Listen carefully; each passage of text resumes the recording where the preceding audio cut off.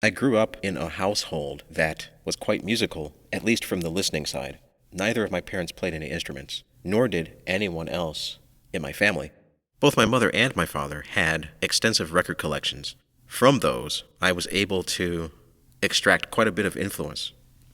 When I was young, my dad played a lot of jazz around the house, classical music as well, and my mother would listen to popular music, rock and roll, FM radio.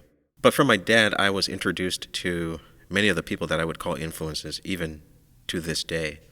And he had an extensive collection of records from musicians like Dave Brubeck, Miles Davis, Cannonball Adderley, Charlie Byrd, Tjader, Count Basie, Duke Ellington, Sarah Vaughan, Billie Holiday, Ella Fitzgerald.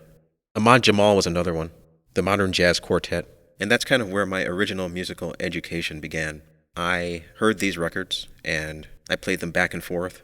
And when I was trying to learn guitar, I would play to them. So basically play while they were playing on the turntable. And I would try to pull the melodies and pull the chords and the charts from them. So that's kind of where that began. I didn't have any sort of formal musical education until later. And by then, I already had all of the rudiments down. Because I didn't really have a whole lot of musicians around me or anything like this, I had to try to figure everything out on my own. So I was really the classic definition of a self-taught musician, someone who tried to form bands and play sessions without a whole lot of formal education or even true understanding of everything that was occurring within movements of music. All of those things came later as I gained experience playing and putting myself in musical situations. And there were some that my parents didn't have, actually, that I was exposed to much later, such as Eric Dolphy and Larry Coryell. I wound up listening to a lot more George Benson on my own as well.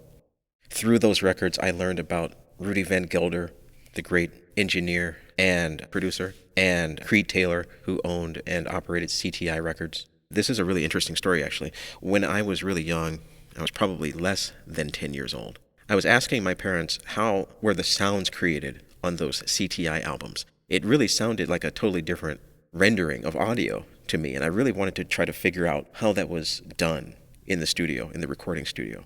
They didn't know. But they really just encouraged me to try to listen and figure it out myself, because they didn't really know anything about engineering or audio or production or studio techniques or anything like this. Those were really works of art. That's what I strove to create, works of art. As a child, that sort of notion is foreign to most people, because as a child, you're just really thinking about the mundane. And I was involved in other activities when I was a child, including sports. I played baseball. I played Little League baseball. I was a pitcher, and I also played second base and some third base, a little bit of outfield as well. I really looked up to players like Sandy Koufax, Roger Clemens, and Lamar Hoyt, who played for the White Sox. And I was pretty good in baseball, but I wound up being better as a musician. And one of the reasons why I turned to music was because I could teach it to myself. I only had to rely on myself in order to learn how to play music. Back then, when I was a child, you had to read books. I mean, reading books is similar to what happens on the internet. You read articles on the internet and you watch videos about how to play. I would play to Led Zeppelin and Queen and Deep Purple, all of these great classic rock groups, the Rolling Stones especially. Just everything that was out there, anything that you heard and you could collect. Because there were other artists that you couldn't collect. Their albums weren't available. People like Spooky Tooth, you couldn't find their albums back then. Free, featuring Paul Rogers. You couldn't find those albums back then. Many of them were deleted from the label's catalogs. Fanny, that was another group that I was very interested in, that when I used to go to record stores, I used to look up and listen to. An all-girl group. They weren't manufacturing or printing those specific albums anymore because there wasn't much of an interest for them. You couldn't really find the Buckinghams albums, for instance. You could only find the greatest hits. You couldn't find the early Sly and the Family Stone albums, but you could find the compilation High Energy. There were all these different special products that you could buy, and you could sort of become a completist at that time, and that's what record collecting was all about back then.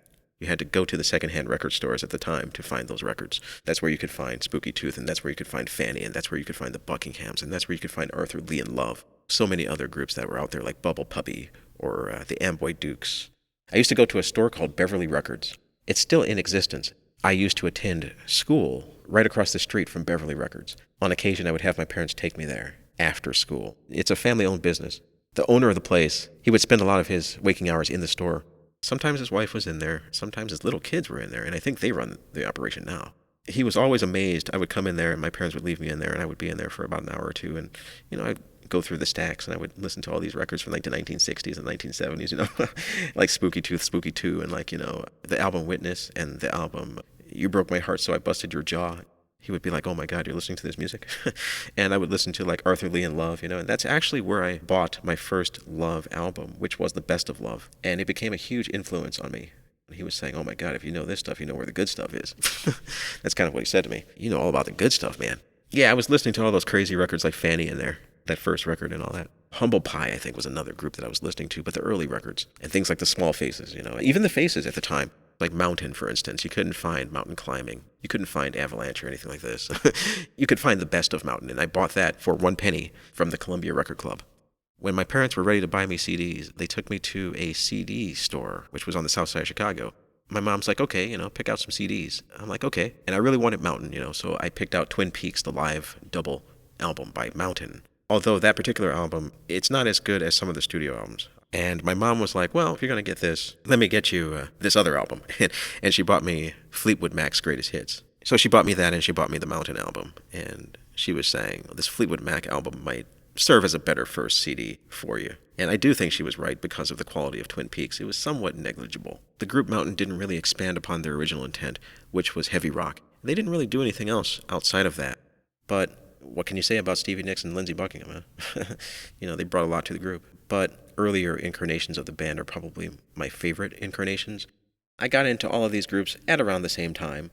I had been listening to music at that point for several years, and I had been listening to the radio, and I was broadening my horizons because I was listening to the radio and I was hearing programs like Desert Island Discs, which was a syndicated radio program at the time. The program featured popular artists within classic rock who would play their favorite songs on the air.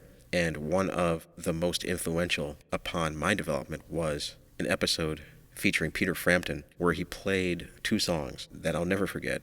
The first is Family Affair by Sly and the Family Stone. I hadn't heard this song before. I had heard some Sly and the Family Stone before because my parents had the Greatest Hits. That was the one that they had, and that's the one that most people had at the time. That was a huge album for Sly. He played Family Affair, and I thought that was one of the greatest songs I ever heard in my life. It featured Bobby Womack on a lot of the instrumentation. Bobby Womack and Sly jamming together on this track. And it's really cool. It's a really ominous sort of song, sort of a creepy sort of song, but it's got a lot of soul, I immediately ran out and I bought that album, There's a Riot Going On, which was an album where he played most of the instruments himself.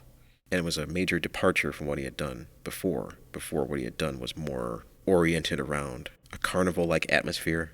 This was more contemplative, more serious, and it was right up my alley. And also, the second song, I Don't Need No Doctor, live by Humble Pie.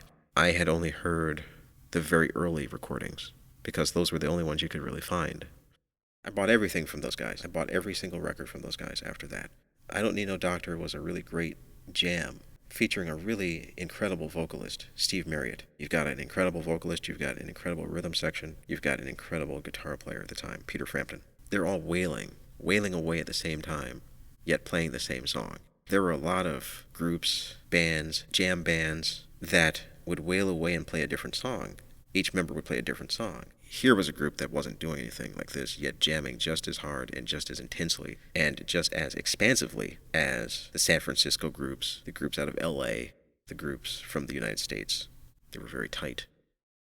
In college, I took the Grateful Dead more seriously. I'd been listening to them and their albums, their studio albums mostly. I began to play in jam bands, and Grateful Dead were still out there. And you had Blues Traveler, Widespread Panic, Dave Matthews Band, many others as well. You would go to the festivals and you would watch these guys play, and you would marvel at their technique because they were playing real music. They were playing music with real instruments in real time. I got into Jefferson Airplane and Quicksilver Messenger Service, Moby Grape, and Santana. I've always talked about the lessons that I learned from the fellow musicians that I ran into in college as an undergraduate, whereas they were all in the music school. All of these guys really knew what they were doing. I really didn't, because I didn't have a whole lot of people to play with. I didn't have really any mentors or anything like this. I didn't really have anyone that was teaching me how to play, so I had to try to figure it out all on my own. These guys were teaching me in real time, kind of telling me, hey, you're doing it wrong or you're doing it right. Those were some of the most instrumental lessons that I ever encountered. Someone is telling you that you're doing it wrong and you are doing it wrong, and you're open to understanding why you're doing it wrong, then you can't help but do it right eventually. And that's really what happened for me. As a self-taught musician, I had to try to figure out how to do it right. And by the time I got to Los Angeles in the early 2000s, I was ready to do it right. And I did it right in venues such as the Whiskey A Go-Go and the House of Blues, Viper Room. There are some that are no longer in existence, like the Coconut Teaser. I used to play quite a bit in a club called Tempest, which was on Santa Monica Boulevard. It's actually where I met Lawrence Fishburne randomly on one of the nights that I was playing. He was oddly there. 14 Below in Santa Monica. I played a lot of different places. There was a restaurant that I used to play called Mama Gaia. That's when I was living in Hollywood at the time. I was living right off of Hollywood Boulevard. And I took private lessons on guitar, specifically to immerse myself in jazz guitar. I was merging formal education with my previous self-taught nature. After this, I would have to continue to be self-taught because throughout the years, you continue to learn. You never know everything about anything. So you continue to learn. And I still study to this day. I still study theory. I still study guitar. I still study everything that I can because I admit that I'm still growing and I'm still learning. If you ever stop growing, you ever stop learning, you feel that you ever know everything about your craft, then you're probably in the wrong place in life. But I have found it very rewarding that I've been able to learn so much on guitar. As an added bonus, it applies to all of the other instruments that I play and all of the songs that I write and all of the productions that I undertake.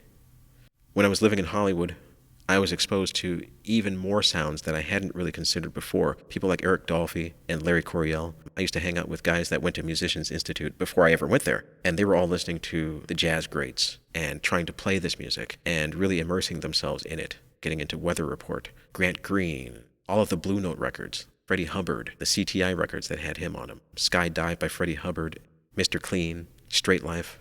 That's one of the best ones that you'll ever hear. Herbie Hancock, Maiden Voyage, and at this time I began to get into sextant and crossings, fusion-oriented offerings by Herbie Hancock. All of this music was really swirling in the air when you walked through the streets of Hollywood. I don't know what it's like today because I don't live in Hollywood anymore. I live in the San Fernando Valley, and it's a lot different. You don't really hear music much unless someone's blasting it out of their car. And what you hear is generally music like Pitbull, Meghan Trainor, Tupac, Harry Styles, The Weeknd, hitmakers, chart toppers, and people like this that you hear nowadays up here. But I used to walk down the street in Hollywood on any given weekday, and I would hear someone blasting Electric Ladyland on vinyl out the window. And it was just like, wow, that's an album track I'm hearing even. It wasn't even one of the hits. It was like, an album track. I would consider Larry Coryell one of my biggest influences today. None of his music was ever really very commercial. It wasn't even really that successful, sales-wise, but it was very influential. Jim Hall is another guitar player that I've listened to quite extensively in recent times. His technique is out of this world. You'd never believe how many streams of consciousness that you'll hear during a Jim Hall solo. And the same holds true for John Abercrombie. He's another musician that I've listened to quite extensively in the last several years. He's a master at stepping outside of the box. If you go back and listen to his music, that's something that I appreciate in music. When it's more maze-like, when you have to think about and consider what's lying in front of you that you're listening to, that it's not just one-dimensional.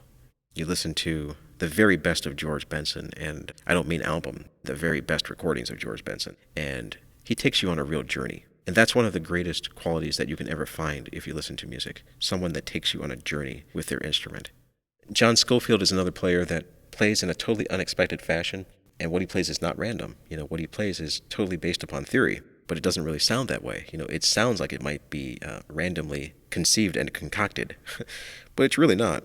He basically sings the melodies that he plays, and these melodies are not traditional. These melodies are not typical. They are atypical melodies. John Scofield and Ravi Shankar have a very similar sort of approach that they use when they perform music. It's very existential. If you listen to both men, the scales that they use are not the typical scales that you would apply on top of commercial music. This is one of the qualities that stamps John Scofield as one of the greatest players of all time. There's another player that a lot of guys don't seem to know, and his name is Jimi Herring. Jimi Herring seems to take it to a different level, because he plays a lot of rock and roll, and he plays a lot of different types of music other than jazz, and even jazz fusion. He's played alongside Derek Trucks and people like this, so he's kind of taken a lot of those influences to another level. A guy that can literally play anything and probably not even work at it.